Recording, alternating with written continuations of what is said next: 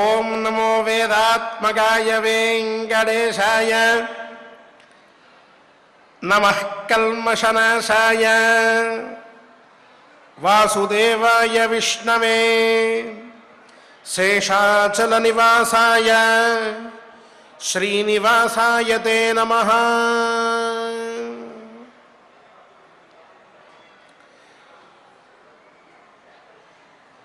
ప్రపంచ ప్రసిద్ధిగాంచిన పరమ పవిత్రమైన శేషాచలంలో అర్చావమూర్తిగా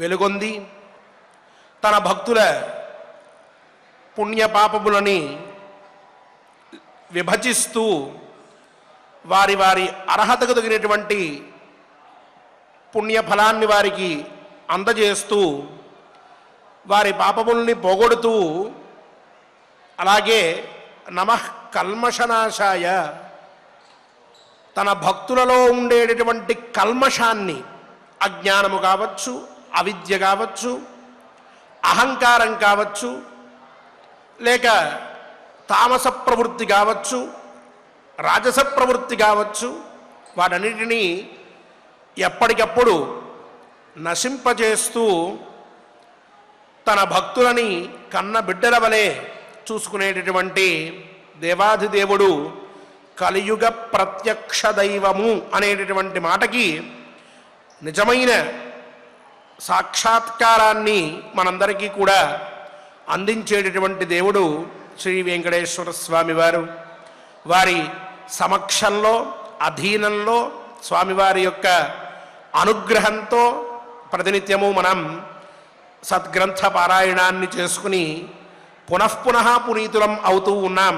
ఈనాటి మన అరణ్య పర్వ పారాయణానికి చక్కగా కల్మషములు మా యందు ఏమీ లేక మేము శుద్ధ చైతన్య స్వరూపాన్ని చక్కగా అర్థం చేసుకుని ఆ స్వరూపాన్ని మేమందరం కూడా ధ్యానిస్తూ చక్కటి సాత్వికమైనటువంటి ప్రవృత్తితోటి ఉండేట్టుగా అనుగ్రహించు స్వామి అని ప్రార్థిస్తూ మనం పారాయణాన్ని ఆరంభించుకుందాం.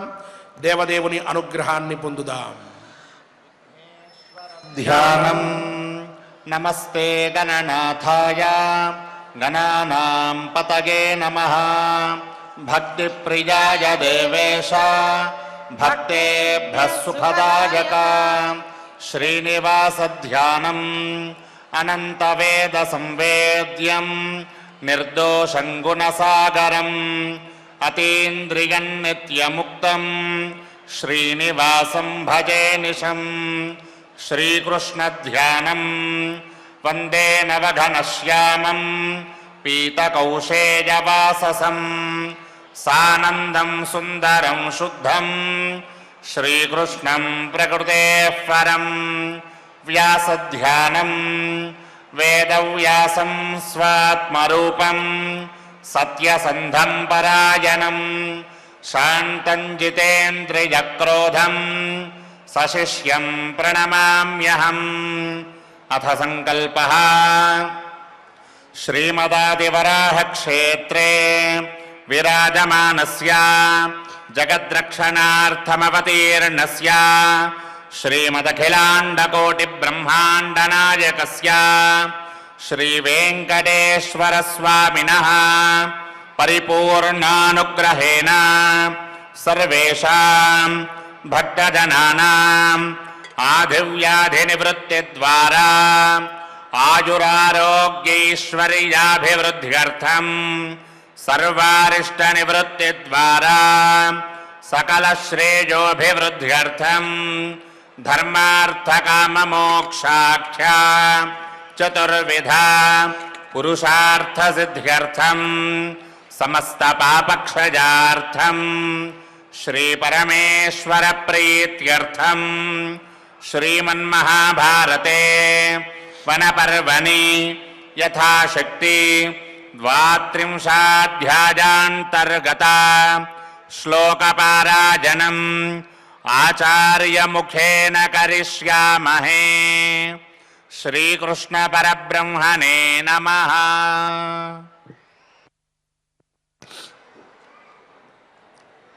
నారాయణం నమస్కృత్య నరం చైవ నరోత్తమం దేవీం సరస్వతీం వ్యాసం తతో జయముదీరయేత్.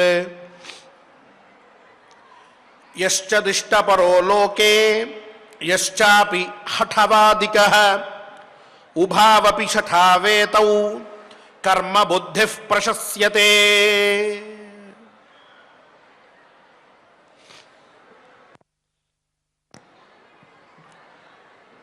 నిన్న కర్మ యొక్క ప్రభావాన్ని తప్పక ప్రతి ఒక్కరూ కర్మని అంటే వారి వారి ధర్మాన్ని వారు అనుష్ఠించవలసినదే అనే మాటని ద్రౌపదీదేవి చెప్పినటువంటి దాన్ని మనం స్పష్టంగా తెలుసుకుని ఉన్నాం. ఇక ఈరోజు ఇద్దరు మనుష్యుల గురించి చెప్తూ ఉన్నది ఆవిడ ద్రౌపదీదేవి. ఆ విషయాన్ని వినబోతూ ఉన్నాం. ఇద్దరు మనుష్యులు చాలా విచిత్రమైనటువంటి స్వభావం కలిగినటువంటి వారు. వారిద్దరినీ కూడా మూర్ఖులు అని చెప్పి అనాలి.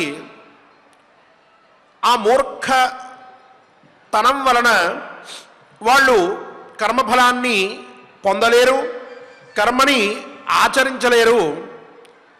వారంతా కూడా లోకంలో చాలా దీనులుగా పరిగణించబడతారు అని చెప్పి ఇద్దరి పేర్లు చెప్పింది. మొదటివాడు యశ్చ దిష్టపరో లోకే అని శ్లోక పూర్వార్ధంలోని సగభాగంగా చెప్పబడ్డాడు. రెండవ వాడు యశ్చాపి హఠవాదికః అని చెప్పి చెప్పబడి ఉన్నాడు. ఎవరు వీళ్ళిద్దరు అంటే ఈనాటికి మనం లోకంలో ఇటువంటి వాళ్ళని చూస్తూ ఉంటాం. మొదటివాడు తనకి భాగ్యమున్నది, తను కష్టపడవలసిన అవసరం లేదు, ఏదో విధంగా కర్మఫలాన్ని పొందుతాను అనేటటువంటి భావనతోటి ఏ పని చేయకుండా ఉండేటటువంటి వాడు. దీనికి ఇంకొంచెం వివరణ చేసుకుంటే మంత్రాన్ని లేక ఒక ఓషధిని, ఒక తాయెత్తుని, ఓ ఉంగరాన్ని, ఓ అక్షరాన్ని, ఓ బొంగరాన్ని, వీటిని నమ్మి ఇవి ఉన్నాయి కాబట్టి నాకేం పర్వాలేదు, ఇంటి ముందర అష్టలక్ష్మి మహాయంత్రం కట్టేసుకున్నాను, పూజ గదిలో కుబేర యంత్రం పెట్టేశాను, ఇంకో దగ్గర అష్టైశ్వర్య యంత్రం అని పెట్టేశాను, ఇంకో దగ్గర ఏదో 9 యంత్రాలు పెట్టమన్నారు అవి పెట్టేశాను, అయిపోయింది, ఇక నాకు రాబోయేటటువంటి రోజుల్లో అనంతమైన సంపద వచ్చేస్తుంది, నేను ఏమీ కష్టపడక్కర్లేదు,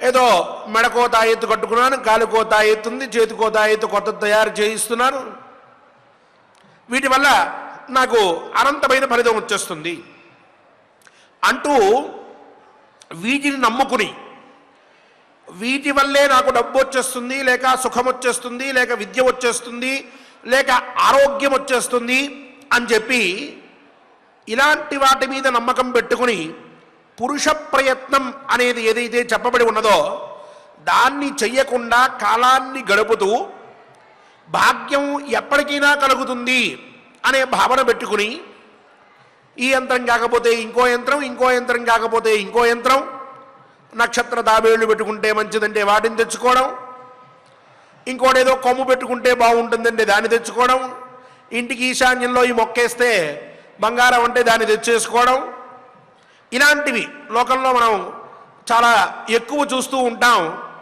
ఇలాంటి బలహీనతలకి లొంగిపోయి పురుష ప్రయత్నం అనేటటువంటి దాన్ని చెయ్యక మార్కెట్లోకి ఏ కొత్త రంగు రాయి వస్తుంది, లేక ఏ విధమైనటువంటి గోర్లు వస్తాయి, లేక ఏ యంత్రం వస్తుంది అని చెప్పి ఎదురు చూస్తూ వాటి వల్ల భాగ్యాన్ని నేను పొందగలను అనేటటువంటి భావన పెట్టుకుని ఉన్నటువంటి వాడు ఎవరైతే ఉన్నారో అటువంటి వాడు యశ్చ దిష్టపరః అంటూ దిష్టపరః అనేటటువంటి శబ్దంతో చెప్పబడ్డాడు.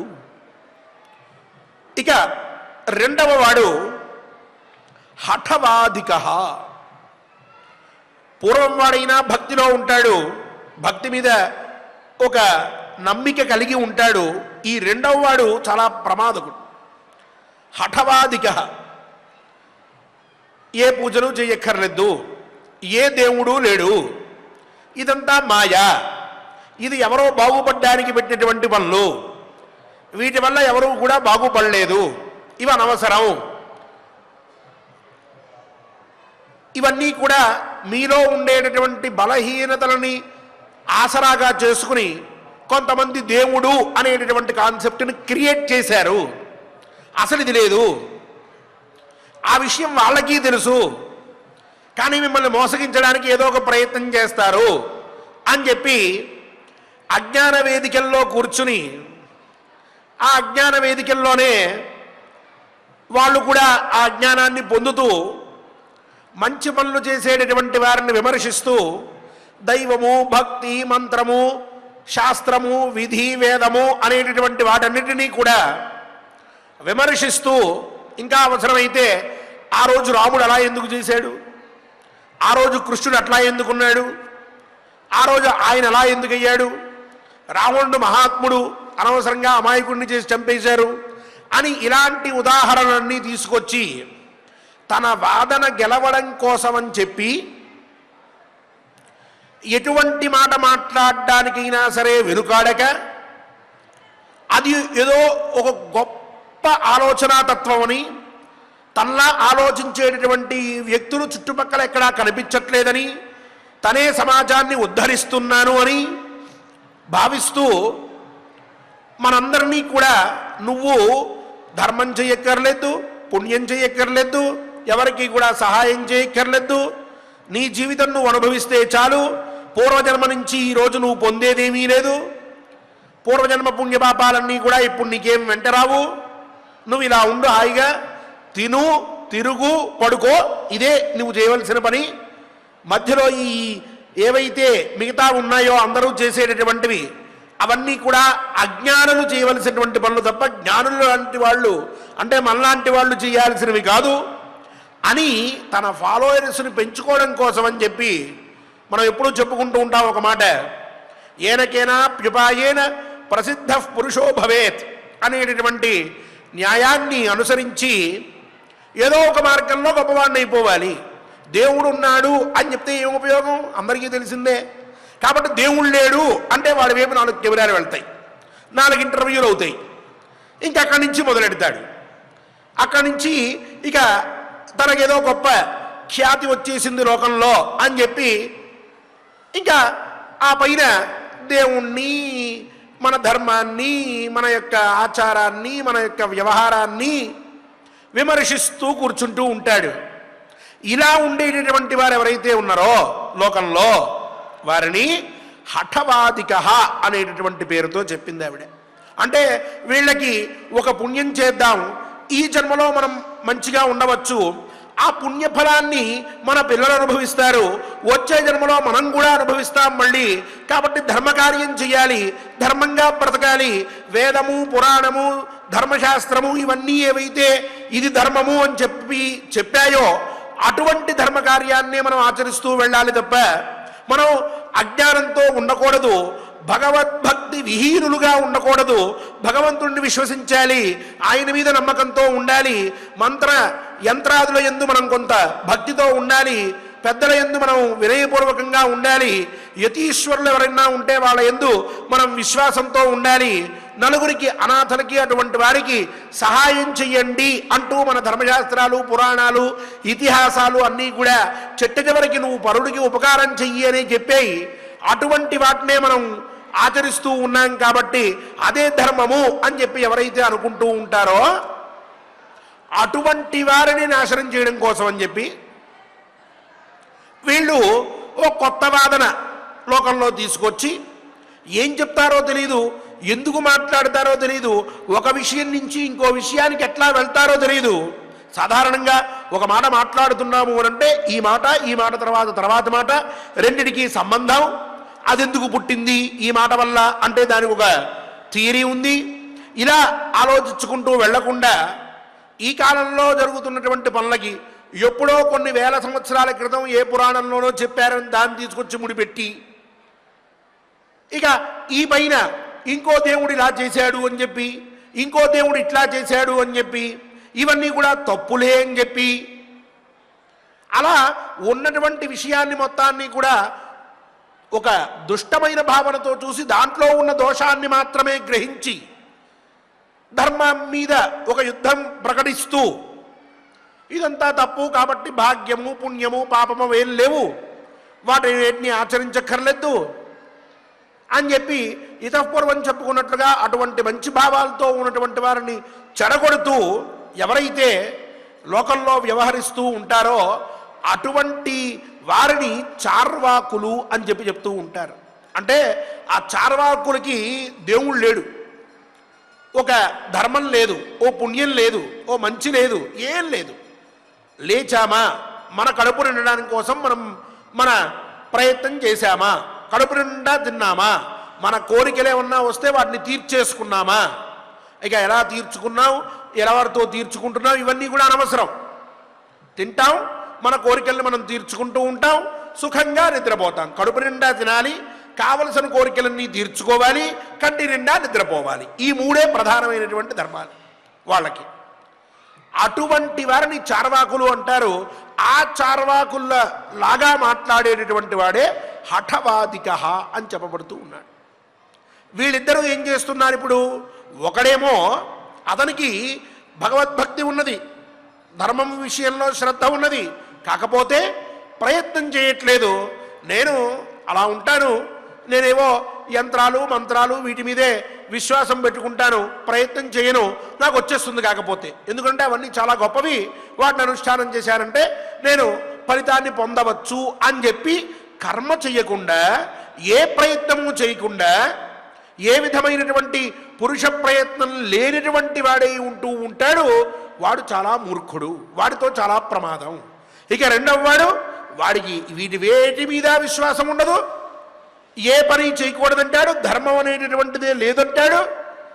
ధర్మం ఉంటే కదా అధర్మం ఉండేది, అసలు అధర్మమే లేదంటాడు. చివరికి నీ సుఖాన్ని గురించి నువ్వు ఆలోచించుకుని బ్రతుకుతూ ఉండు అంటాడు రెండవ వాడు. ఇలా ఈ ఇద్దరూ కూడా ఉభావపి షఠావేతవు, వీళ్ళిద్దరూ ఎప్పటికైనా సరే ప్రమాదకారులే, ఇద్దరు మూర్ఖులు.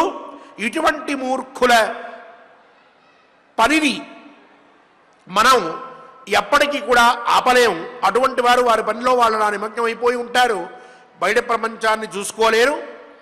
అయితే ఇక మూడవ వాడు ఉన్నాడు, కర్మబుద్ధి ప్రశస్యతే. ఈ మూడవ వాడు ఎటువంటి వాడు అని అంటే కర్మబుద్ధి కలిగినటువంటి వాడు. నేను పని చెయ్యాలి, ధర్మాన్ని ఆచరించాలి, ఆ ధర్మ ఫలాన్ని నేను భవిష్యత్తులో పొందుతాను. ఇప్పుడు నేను చేస్తే నేను వచ్చే జన్మలోనో లేక కాలాంతరంలోనో నేను చేసిన మంచి పని యొక్క ఫలితాన్ని పొందుతాను అని చెప్పి ఎవరైతే ఆలోచించుకుంటూ ఉంటారో, అలా ఎవరైతే ఆ కర్మని చేయడానికి ప్రయత్నం చేస్తూ ఉంటారో అటువంటి వారిని కర్మబుద్ధి అని చెప్పింది ద్రౌపదీదేవి. అటువంటి కర్మబుద్ధి ఎవడైతే ఉన్నాడో అతను మాత్రమే ప్రశంసించదగినటువంటి వాడు, అతను ఉత్తముడు. వీళ్ళ ముగ్గురులో 3 రకాల మనస్తత్వం కలిగినటువంటి వాళ్ళు ఉంటారు. మొదటి వాడికి అసలు ధర్మము అధర్మం అనే విచారమే లేదు, రెండవ వాడికి ఉన్నప్పటికీ కూడా ప్రయత్నం చేయడు, మూడవ వాడు వాటి మీద శ్రద్ధతో ఉంటాడు, దానికి తగినటువంటి పని చేస్తూ ఉంటాడు. ఇలా ముగ్గురులో 2 మూర్ఖులు, మూడవ వాడు గొప్పవాడు ధర్మరాజా. ఈ ఇద్దరితోటి వచ్చేటటువంటి సమస్య లోకంలో ఎప్పుడూ ఉంటూనే ఉన్నది. ఈరోజు కొత్తగా వీళ్ళెవరు ఉద్భవించలా, ఈరోజు వీళ్ళు ఈ మాటలు మాట్లాడట్లా, భారత కాలం నుంచి ఉన్నారు. ద్రౌపదీదేవి అదే చెప్తోంది. ఈరోజు ఎవరినో ఒకరినో ఇద్దరినో చూసి అరే మా కాలంలో మా చిన్నప్పుడు ఇలా మాట్లాడేవాడెవడూ లేడు అని అనుకుంటూ ఉంటారు పెద్దలు. ఆశ్చర్యపోతూ ఉంటారు, ఏమిటిటా మాట్లాడుతున్నాడు అని చెప్పి పాతకాలం వారు, కొంతమంది వృద్ధులు. కానీ ఇటువంటి స్వభావం కలిగినటువంటి వారు అన్ని రోజుల్లోనూ ఉంటూనే ఉన్నారు. అలాంటి వారు ఉండడం వలనే మన ధర్మము, మన శాస్త్రము, మన వేదము ఇవన్నీ కూడా అంతకంతకీ వృద్ధి చెందుతూ వస్తూ ఉన్నాయి. ఒక ఆయన అంటాడు, గ్రహణం కాలంలో ఇంట్లో కూర్చోకూడదు, బయటకు వచ్చి భోజనం చెయ్యాలి అంటాడు. అందరం కలిసి భోజనం చేద్దాం రండి అంటాడు, అందరికీ భోజనాలు పెడుతూ ఉంటాడు. వాడే హఠవాది అంటే.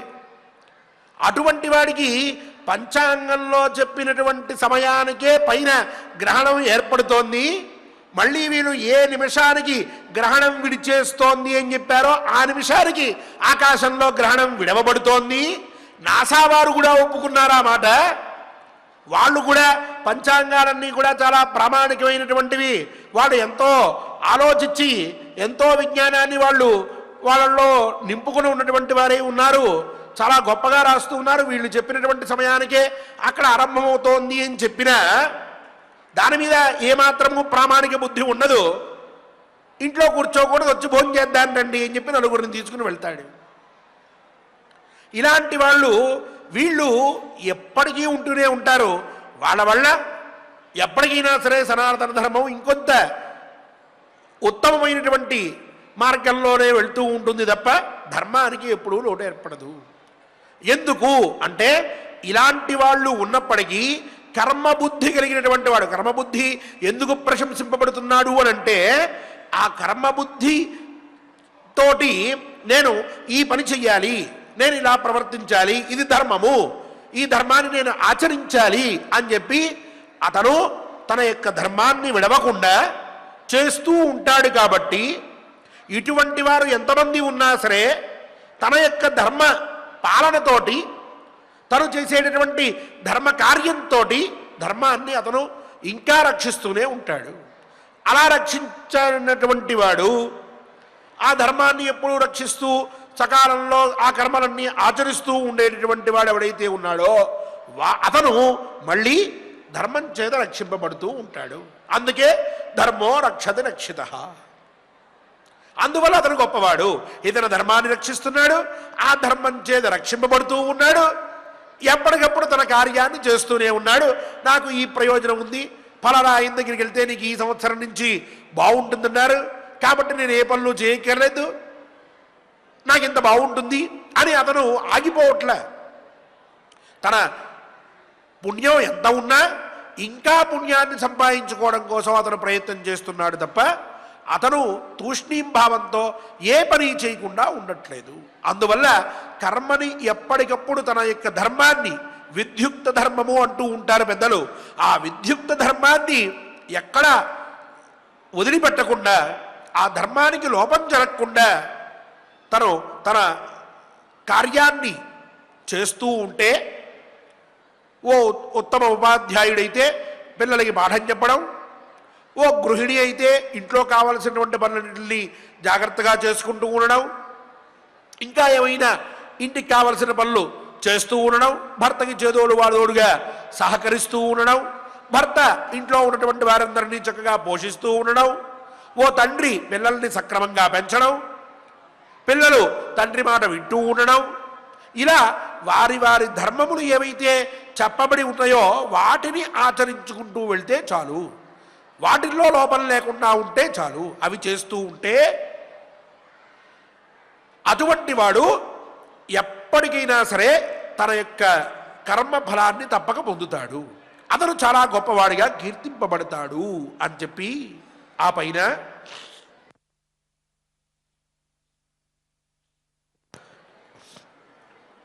యో హిదిష్టముపాసీనః నిర్విచేష్టః సుఖం శయేత్ అవసీదేత్ సదుర్బుద్ధిః ఆమో ఘట ఇవోదకే. ఇక యః దిష్టం ఉపాసీనః నిర్విచేష్టః సుఖం వసేత్ సుఖం శయేత్. చాలా గొప్ప మాట.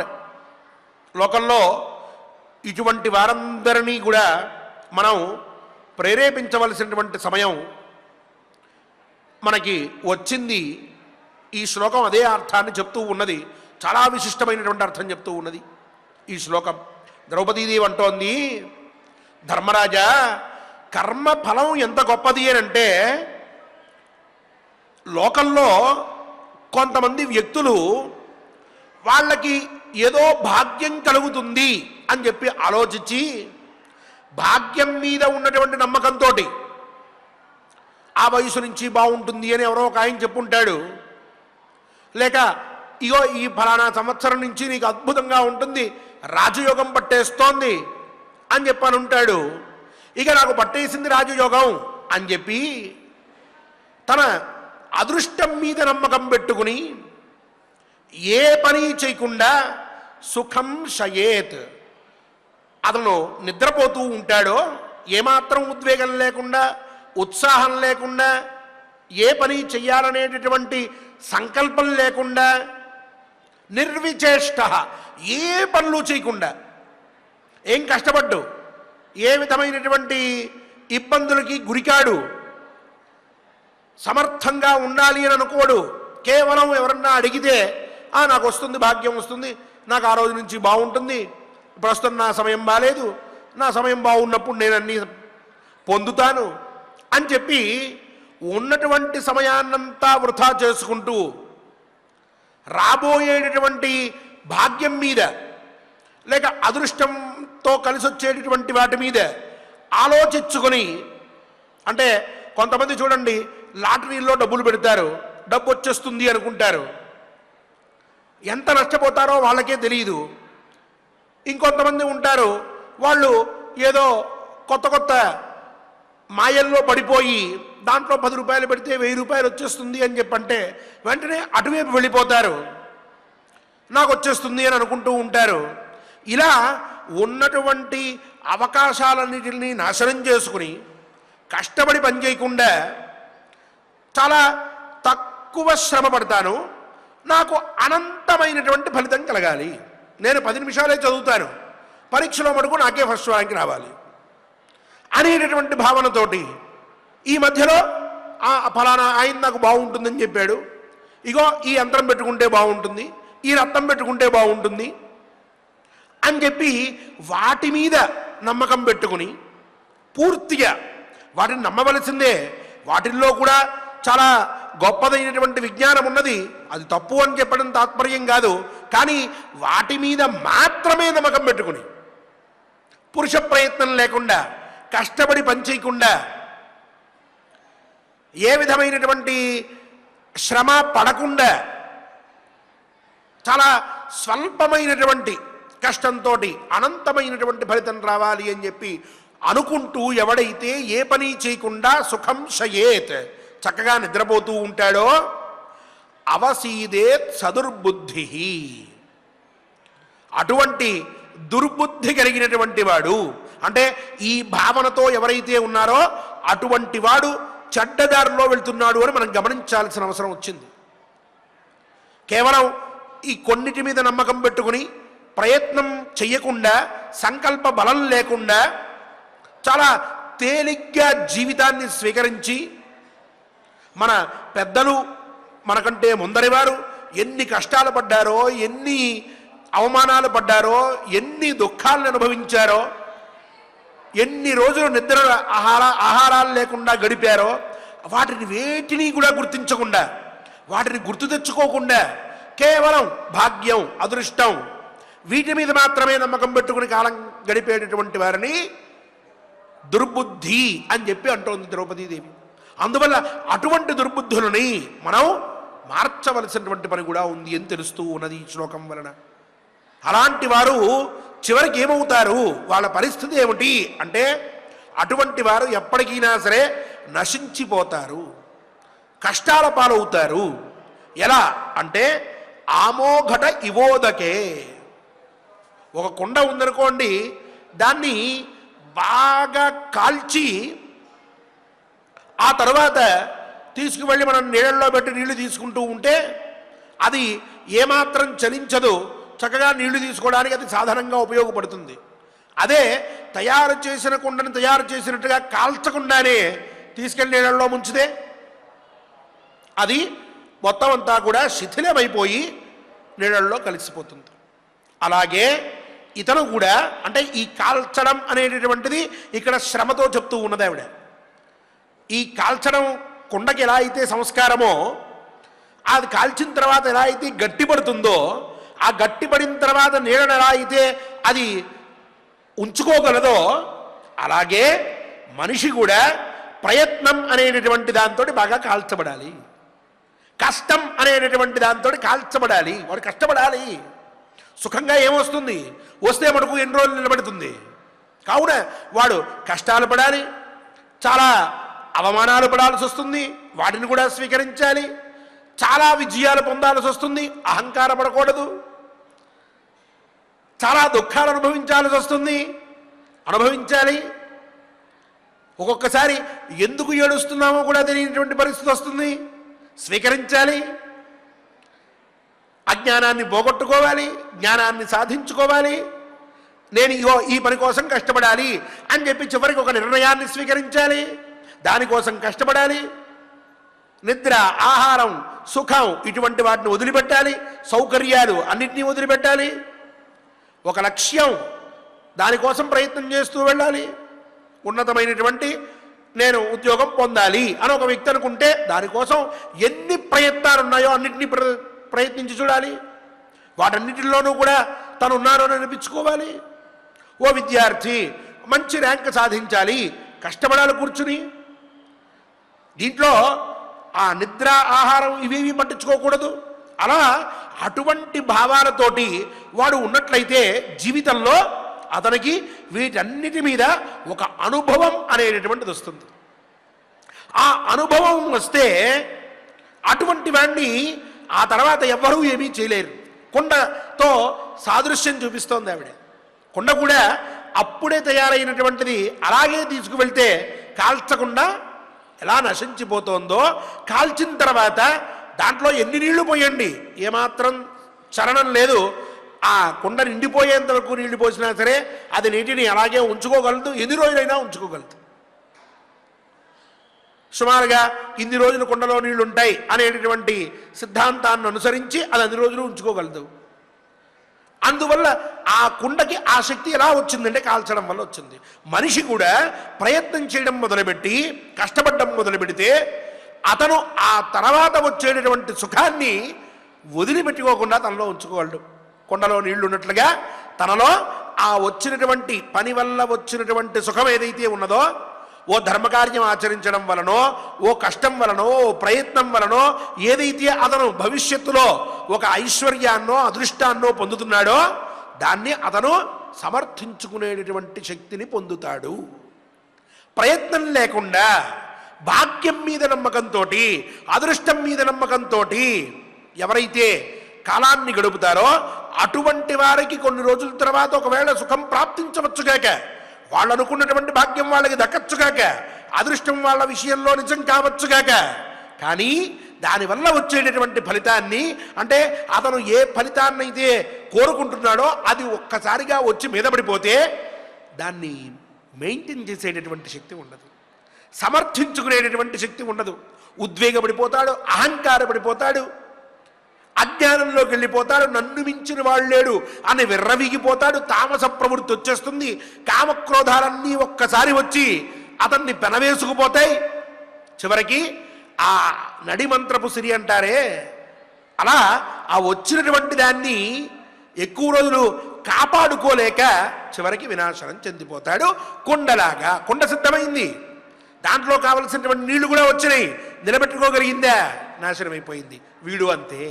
ఇంతటి అర్థాన్ని కేవలం 32 అక్షరాల్లో ద్రౌపదీదేవి చాలా చక్కగా యోహిదిష్టం ఉపాసీన నిర్విచేష్ట సుఖం వసేత్, ఆ పదముల పొందిక చూస్తూ ఉంటే ఎంత గభీరమైనటువంటి అర్థాన్ని ఆవిడ చెప్తూ కర్మ ప్రాధాన్యాన్ని ఆవిడ తెలియజేస్తూ ఉన్నదో మనకి అర్థమవుతూ ఉన్నది.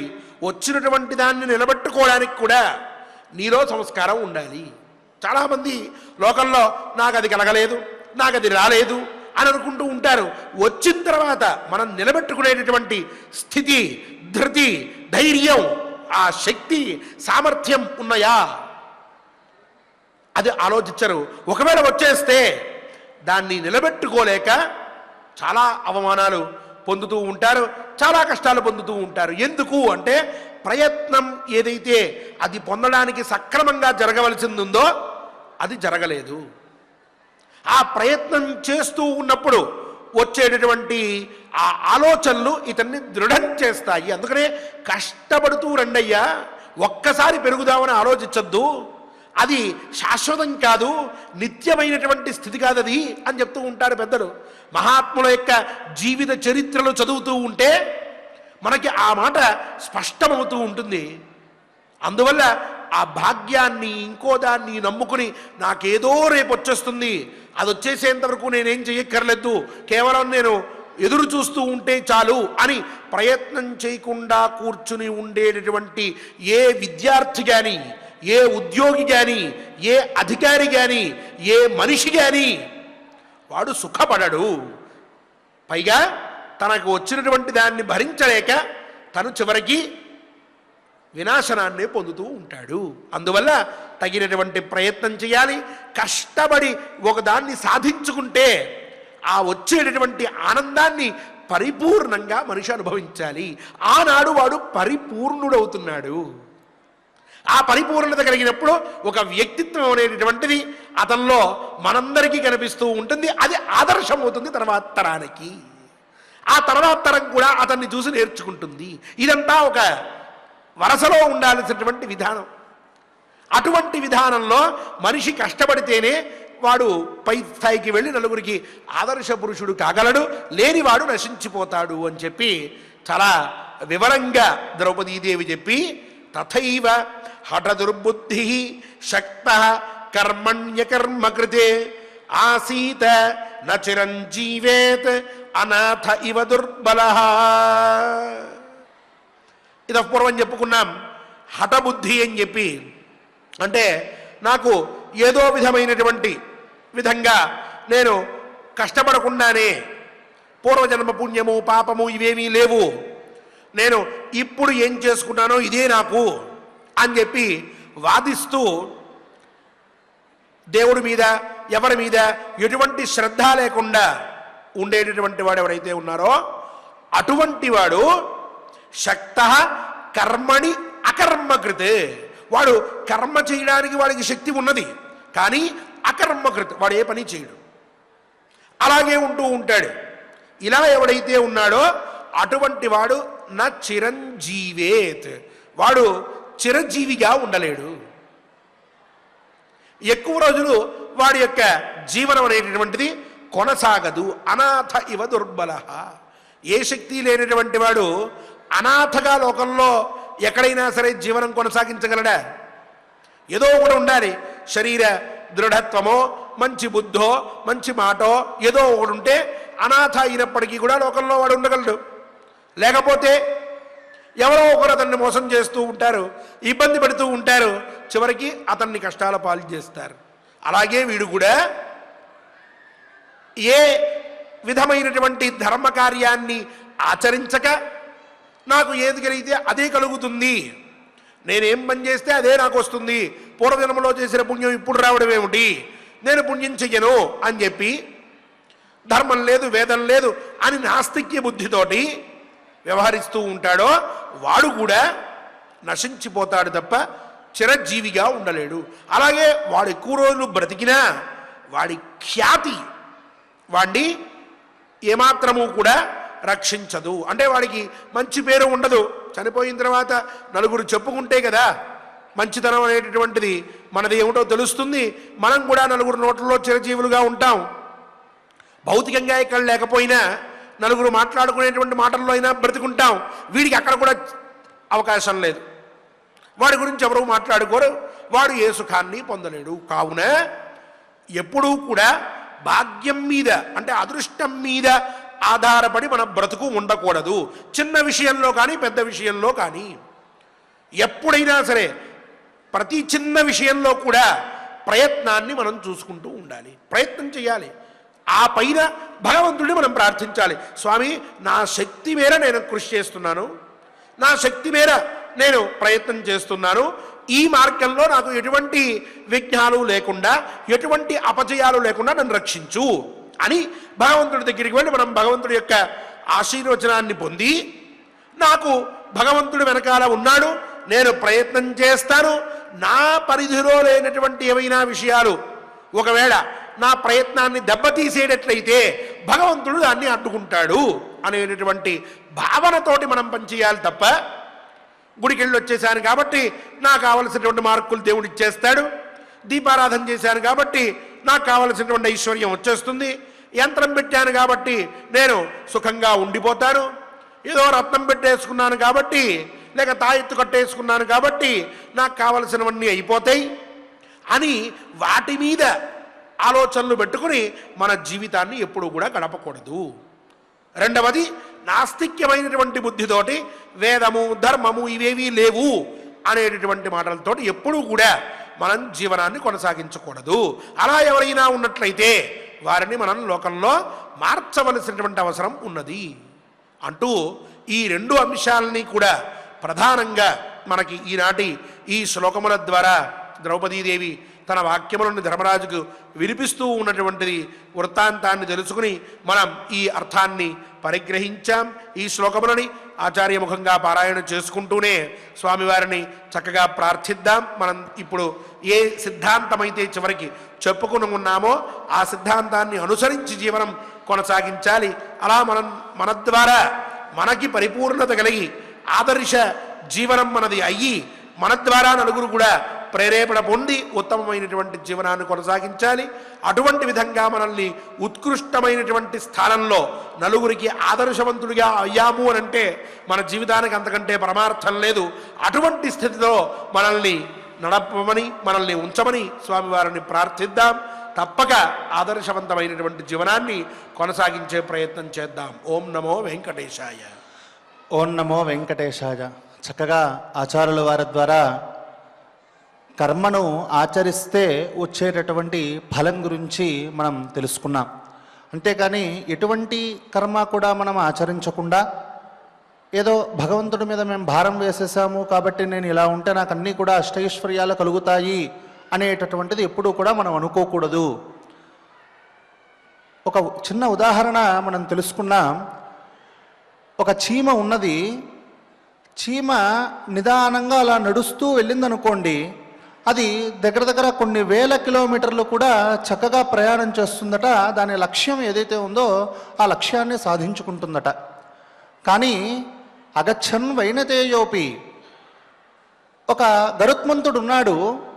ఒక్కసారి ఇక్కడి నుంచి ఎగరాలి అని అంటే మినిమం ఎంత లేదన్నా ఒక 10 అడుగులో 20 అడుగులో ఎగరగలిగేటటువంటి సామర్థ్యం ఉన్నది ఆయనకి. కానీ ఆయన ఎగరకుండా అలాగే కూర్చున్నట్లయితే అతని యొక్క లక్ష్యాన్ని అతను ఛేదించుకుంటాడా? అనుకున్నటువంటి లక్ష్యం ఏదైతే ఉందో దాని దగ్గరికి అతను వెళ్ళగలుగుతాడా? వెళ్ళలేడు. అలాగే కర్మ అనేటటువంటి ఇక్కడ గమనం అనేటటువంటి క్రియ ఏదైతే ఉందో, వెళ్ళటం అనేటటువంటిది క్రియ ఏదైతే ఉందో ఆ క్రియ ద్వారా లక్ష్యాన్ని పొందుతున్నాం. అలాగే మనకు ఏదైతే లక్ష్యం పెట్టుకున్నామో ఆ వస్తువు మనకు దక్కాలి అని అంటే దానికి కావాల్సినటువంటి మార్గాలు ఏవైతే ఉన్నాయో ఆ మార్గాలను అనుసరిస్తూ దానికి కావాల్సినటువంటి కర్మను ఖచ్చితంగా మనం చేయాల్సిందే. అలా చేస్తేనే కర్మఫలం అనేటటువంటిది కలుగుతుంది. అంతేకాని కేవలము ఏదో నవరత్నాలు ఇంకొకటో మనం పెట్టుకొని దాని ద్వారా మనం ఏదో పొందేద్దాము అనేటటువంటి ఆలోచన మీరు చెయ్యకండి అనేటటువంటిదే ఈ శ్లోకముల యొక్క సారాంశం. చక్కగా అంతటి మహత్తరమైనటువంటి శ్లోకాలను మనం తెలుసుకున్నాం. ఇక 32వ అధ్యాయంలో 13వ శ్లోకం నుండి మనం పారాయణం చేసుకుందాం. స్వామివారి యొక్క అనుగ్రహాన్ని పొందుదాం. యశ్చదిష్టపరో లోకే ఇష్టదిష్టపరో లోకే యశ్చాపి హఠవాదికః ఉభావపి షఠావేతౌ కర్మ బుద్ధిః ప్రశస్యతే యో హి దిష్టముపాసీనః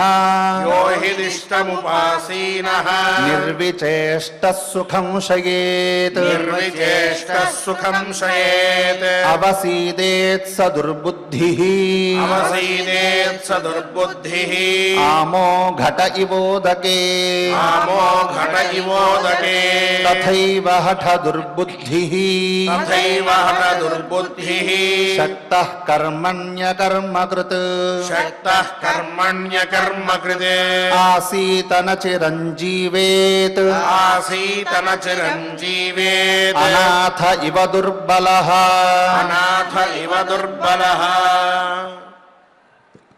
ఓం నమో వెంకటేశాయ. మన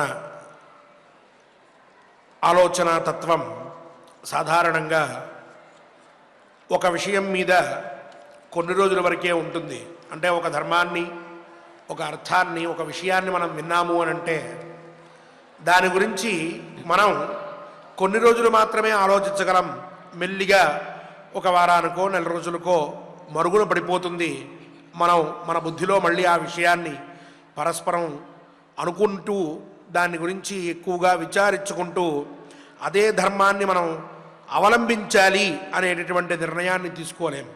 అలా మనకున్నటువంటి ప్రాపంచికమైనటువంటి విషయాల్లో మరుపు అనేటటువంటిది మనల్ని ఇబ్బంది పెడుతూ ఉంటుంది. అదే ఒకే విషయాన్ని కూలంకషంగా ఒక సాధనా రూపంలో ఎక్కువ రోజులు మనం విచారించుకుంటూ గ్రంథంలో ఉన్నటువంటి ప్రతి అంశాన్ని కూడా మనం కూలంకషంగా విచారించుకుంటూ వెళ్ళినట్లయితే భారత తత్వం అనేటటువంటిది మనకి స్పష్టమవుతూ ఉంటుంది. అదే ద్రౌపదీదేవి పునఃపునః తన వాక్యాల ద్వారా మనకి నేర్పుతూ ఉన్నది. అటువంటి ఈ సాధనా పరంపరలో మనం ఎన్నో విశిష్టమైనటువంటి వాక్యాల్ని స్వామివారి అనుగ్రహంతో ప్రతినిత్యము కూడా వింటూ ఉన్నాం.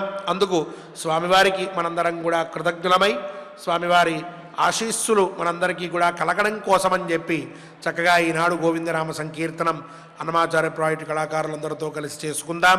దేవదేవుని అనుగ్రహంతో ఒక సాధనా మార్గంలో ఉన్నతమైనటువంటి స్థితికి చేరే ప్రయత్నం చేద్దాం.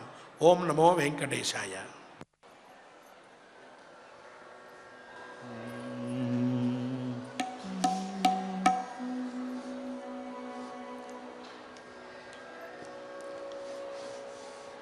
వెంకటరమణ గోవింద సంకటహరణ గోవింద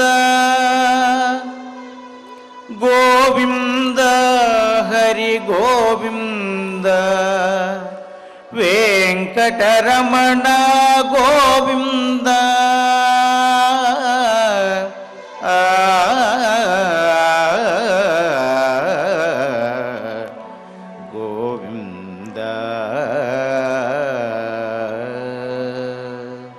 శ్రీ శ్రీనివాస గోవింద శ్రీ వెంకటేశ గోవింద భక్తవత్సల గోవింద భాగవత ప్రియ గోవింద నిత్య నిర్మల గోవింద నీలమేఘ శ్యామ గోవింద పురాణ పురుష గోవింద పుండరీకాక్ష గోవింద నందనందన గోవింద నవనీత చోర పశుపాలక శ్రీ గోవింద పాప విమోచన గోవింద దుష్ట సంహార గోవింద దురిత నివారణ గోవింద శిష్ట పరిపాలక గోవింద కష్ట నివారణ గోవింద గోవింద హరి గోవింద గోకుల నందన గోవింద గోవింద హరి గోవింద గోకుల నందన గోవింద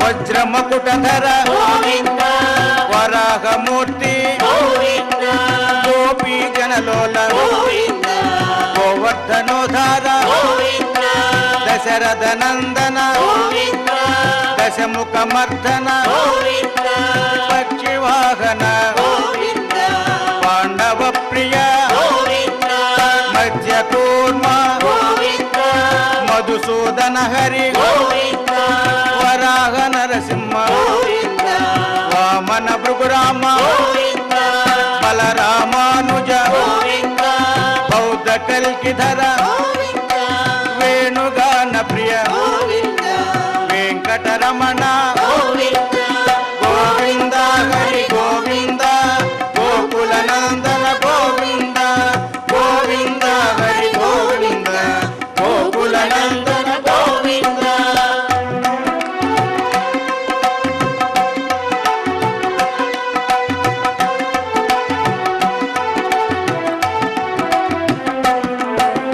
సీతానాయక గోవింద శ్రిత పరిపాలక గోవింద దరిద్ర జన పోషక గోవింద ధర్మ సంస్థాపక గోవింద అనాథ రక్షక గోవింద ఆపద్బాంధవ గోవింద నాగత వత్సల గోవింద కరుణాసాగర గోవింద కమలదలాక్ష గోవింద కామిత ఫలద గోవింద పాప వినాశక గోవింద పాహి మురారే గోవింద శ్రీముద్రాంకిత గోవింద శ్రీవత్సాంకిత గోవింద ధరణీ నాయక గోవింద దినకర తేజ గోవింద గోవింద హరి గోవింద గోకుల నందన గోవింద గోవింద హరి గోవింద గోకుల నందన గోవింద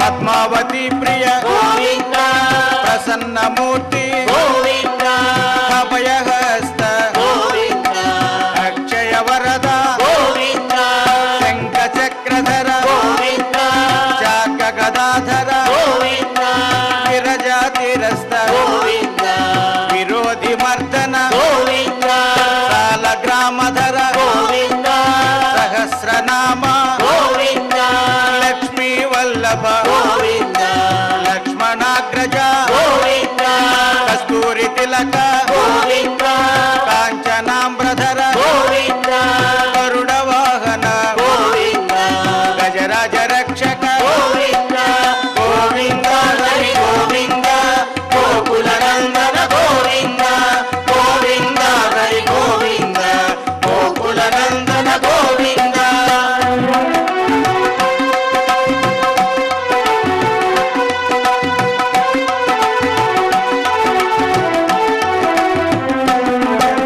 వానర సేవిత గోవింద వారధి బంధన గోవింద సప్తగిరీశ గోవింద ఏక స్వరూప గోవింద శ్రీరామకృష్ణ గోవింద రఘుకుల నందన గోవింద ప్రత్యక్ష దేవ గోవింద పరమ దయాకర గోవింద వజ్ర కవచధర గోవింద వైజయంతి మాల గోవింద వటిక సువాడ గోవింద వసుదేవతనయ గోవింద బిల్వ పత్రాక్షిత గోవింద భిక్షుక సంస్కృత గోవింద శ్రీ పుంరూప గోవింద శివకేశవమూర్తి గోవింద గోవింద హరి గోవింద గోకుల నందన గోవింద గోవింద హరి గోవింద గోకుల నందన గోవింద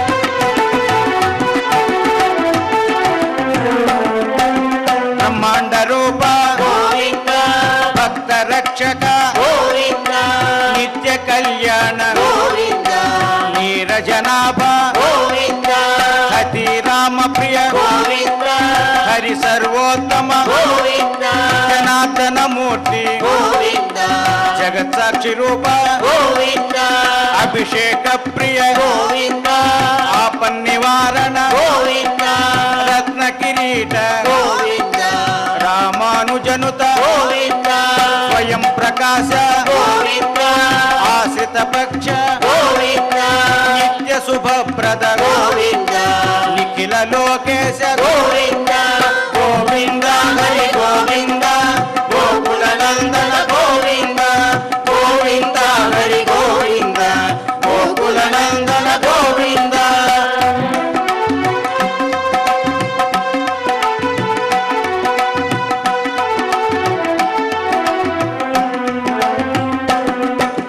ఆనంద రూప గోవింద ఆద్యంతరహిత గోవింద ఇహ పరదాయక గోవింద యువరాజ రక్షక గోవింద పరమ దయాళు గోవింద పద్మనాభ హరి గోవింద తిరుమల వాస గోవింద తులసి వనమాల గోవింద శేషశాయినే గోవింద శేషాద్రి నిలయ గోవింద మత్స్యావతార గోవింద ఏడు కొండలవాడ గోవింద గోవింద హరి గోవింద